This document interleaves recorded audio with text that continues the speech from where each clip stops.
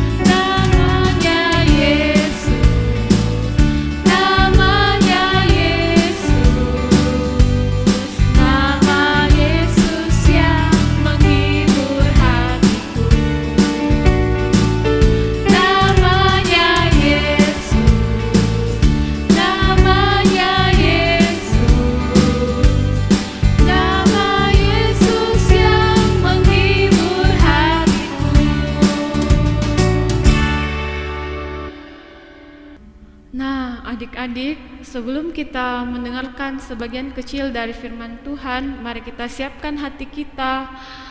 Kita naikkan suatu pujian seperti Samuel kecil.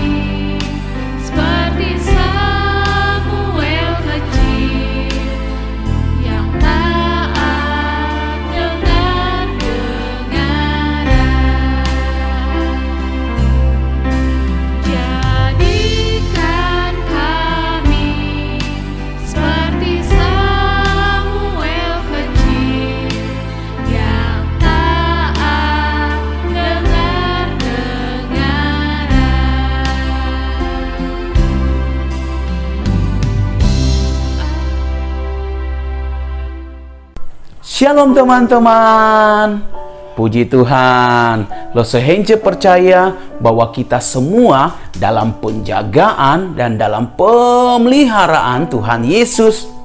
Hari ini kita akan melanjutkan cerita di 2 minggu yang lalu, yaitu tentang 10 tulah yang terjadi di Mesir. 2 minggu yang lalu kita hanya belajar dari tulah 1 sampai tulah yang ke-3. Hari ini kita akan belajar dari tulah yang ke-4 sampai yang ke-10. Tapi sebelumnya, mari kita berdoa terlebih dahulu. Tuhan Yesus, kami mengucap syukur bahwa pada kesempatan ini kami anak-anak-Mu masih diberikan kesempatan untuk membaca dan merenungkan firman Tuhan. Tolong kami lewat cerita ini kami mengerti dan kami memahami akan apa yang menjadi maunya Tuhan dalam hidup kami. Dalam nama Tuhan Yesus kami berdoa. Amin. Puji Tuhan. Nah teman-teman, pada kesempatan ini Lose Hence mau bertanya, kira-kira teman-teman masih ingat tidak cerita 2 minggu yang lalu, yaitu tentang tulah yang pertama sampai tulah yang ke-3? Masih ingat? Kalau teman-teman sudah agak lupa, Lose Hence ingin mengingatkan kita semua dengan hafalan dari teman-teman. Nah, ini dia.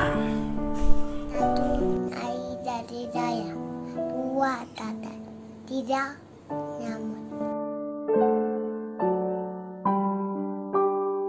Hari ini kita akan melanjutkan ceritanya. Dari tulah yang pertama sampai tulah yang ke-3, Firaun masih tidak mau melepaskan bangsa Israel untuk pergi. Dan akhirnya Musa kembali datang kepada Firaun, mengatakan, "Firaun, sampai kapan lagi engkau akan mengeraskan hatimu? Bebaskanlah bangsa Israel." Tetapi Firaun tidak setuju. Firaun katakan kepada Musa, "Pergilah, Tuhanku lebih berkuasa dan aku sendiri adalah Tuhan." Maka dengan kekerasan hati Firaun, Firaun pun mengusir Musa dan Musa pun akhir pergi. Dan akhirnya Musa melanjutkan tulahnya.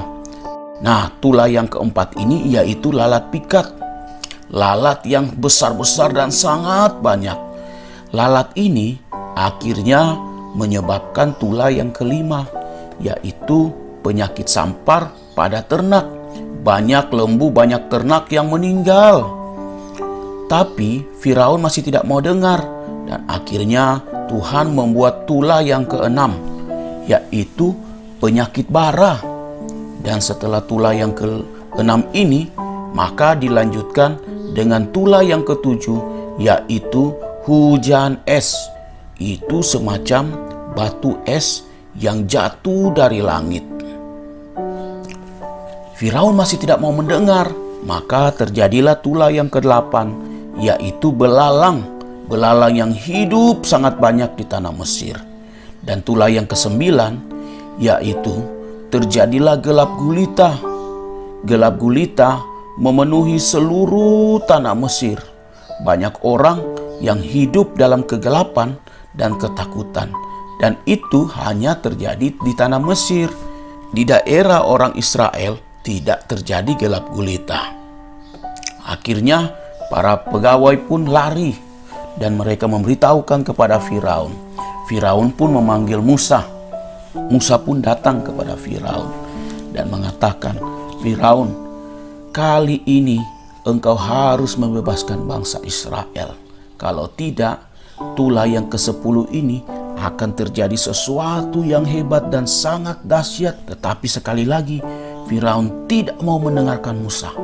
Firaun malah mengusir Musa dan mengatakan bahwa dia adalah Tuhan yang akan menjaga seluruh bangsa Mesir, termasuk anak-anaknya sendiri. Musa pun kembali kepada bangsa Israel di Goshen dengan mengatakan bahwa pada hari ini kalian harus mengorbankan anak lembu domba, dan darah anak lembu domba itu dioleskan di tiang-tiang pintu masuk rumah. Karena kalau malaikat maut melihat ada darah anak domba di tiang-tiang pintu masuk, maka malaikat maut akan lewat.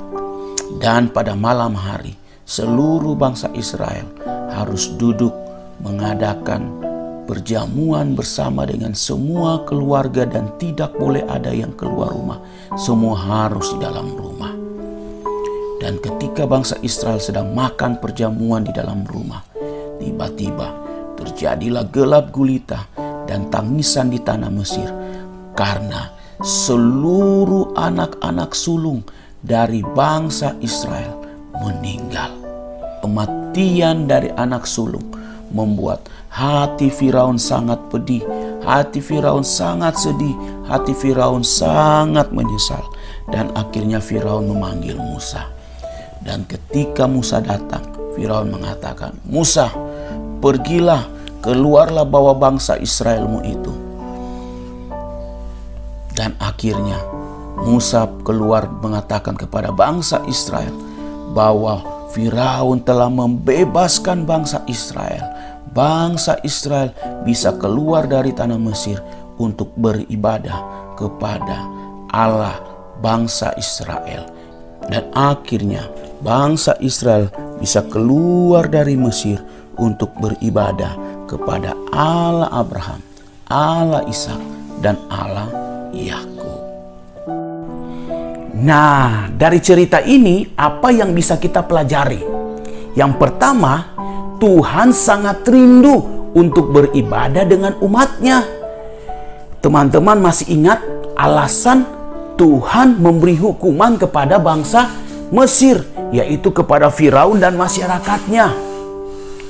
Tuhan memberikan tulah kepada bangsa Mesir dari tulah 1 sampai tulah yang ke-10 karena Firaun mengeraskan hatinya, tidak mengizinkan bangsa Israel untuk keluar beribadah kepada Tuhan.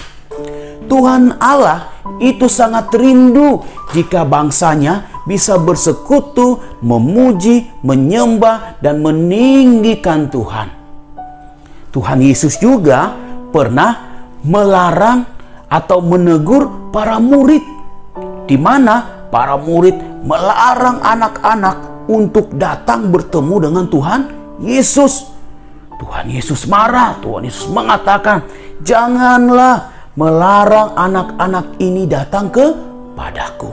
Teman-teman, Tuhan Yesus sangat rindu sekali untuk beribadah bersama-sama dengan kita. Tuhan rindu jika kita memuji Tuhan, jika kita bernyanyi dengan semangat, jika kita menari bersukacita. Memang karena corona kita tidak bisa beribadah bersama-sama. Tapi tenang teman-teman, nanti 2 minggu lagi, setiap minggu keempat dalam 1 bulan kita bisa ibadah sama-sama secara onsite atau secara sama-sama di dalam gereja. Tapi ketika kita tidak beribadah di gereja, kita masih bisa beribadah secara online. Teman-teman menyaksikan dari handphone, dari televisi, dari laptop papa, mama, dan juga dari keluarga. Nah, tapi ketika kita beribadah kepada Tuhan, kita juga harus serius memuji Tuhan. Ketika waktu kakak-kakak lause-lause memuji Tuhan, nah teman-teman juga harus semangat memuji Tuhan, bersukacita. Waktu berdoa, harus berdoa juga sama-sama. Waktu mendengarkan firman Tuhan seperti ini, harus serius. Oke? Nah, itu adalah ciri-ciri atau orang yang suka dan rindu sekali beribadah kepada Tuhan Yesus. Itu yang pertama. Yang kedua, dari cerita ini Tuhan ingin kita untuk taat kepada perintahnya. Teman-teman, bangsa Mesir itu mereka mendapatkan 10 tulah karena kekerasan hati dari seorang Firaun yang tidak mau taat, yang tidak mau mendengarkan firman Tuhan yang disampaikan melalui Musa. Waktu Musa menyampaikan dari perintah 1 sampai ke 10, Firaun tidak mau dengar. Akhirnya Tuhan menghukum bangsa Mesir karena ketidaktaatan Firaun. Teman-teman, adakah kita yang suka dihukum? Tentu tidak. Kita semua tidak suka dihukum. Tapi pernahkah kita dihukum? Kenapa sampai kita dihukum?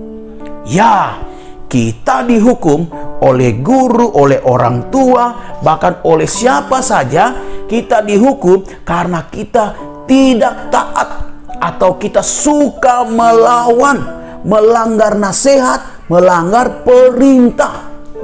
Nah, kalau kita tidak mau dihukum, maka kita harus taat. Taat kepada orang tua, taat kepada guru-guru di sekolah, lause-lause, bahkan terhadap orang yang lebih tua yang ada di rumah kita.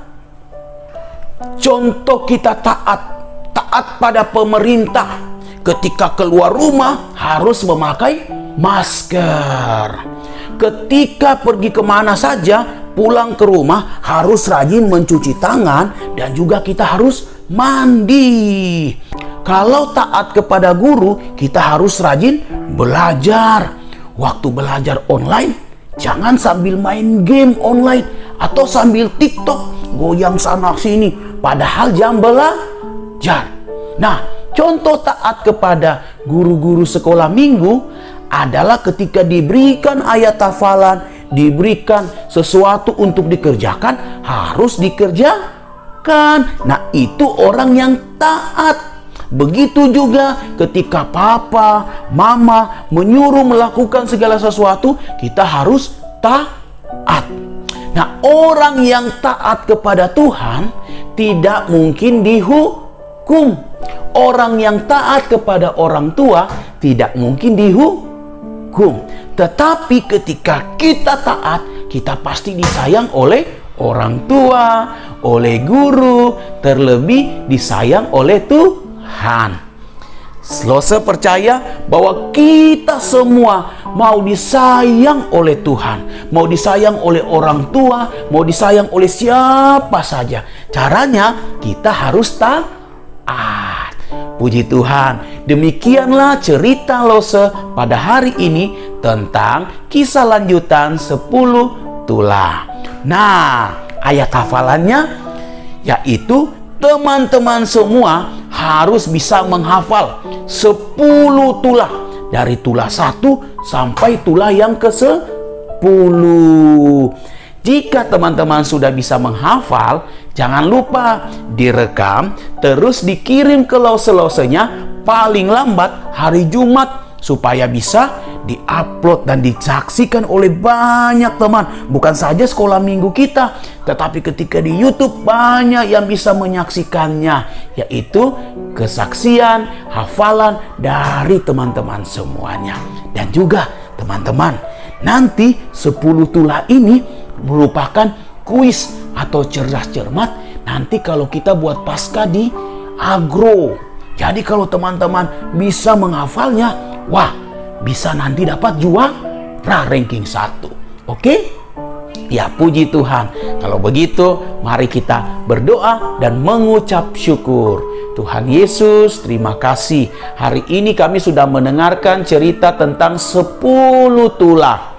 Tuhan, tolong supaya kami bisa mengerti cerita ini. Kami menjadi orang yang juga rindu beribadah kepada Tuhan. Kami juga menjadi orang yang taat kepada Tuhan. Terima kasih Tuhan. Ini doa kami, dan berkatilah setiap kami semua, orang tua kami. Dalam nama Tuhan Yesus kami berdoa. Amin. Puji Tuhan, Lose kembalikan kepada Lose Nelly dan juga kepada Lose Nita. Nah, demikianlah cerita firman Tuhan yang sudah disampaikan oleh Lose Hence. Nah, saat ini kita akan mengumpulkan persembahan. Silakan nanti adik-adik mengumpulkan persembahannya dan memasukkannya ke amplop. Dan nanti orang tua yang akan membawakannya ke gereja. Sambil mengumpulkan persembahan, kita akan bernyanyi satu lagu pujian. Dan adik-adik akan diundang untuk bangkit berdiri. Kita akan bernyanyi Big or Small.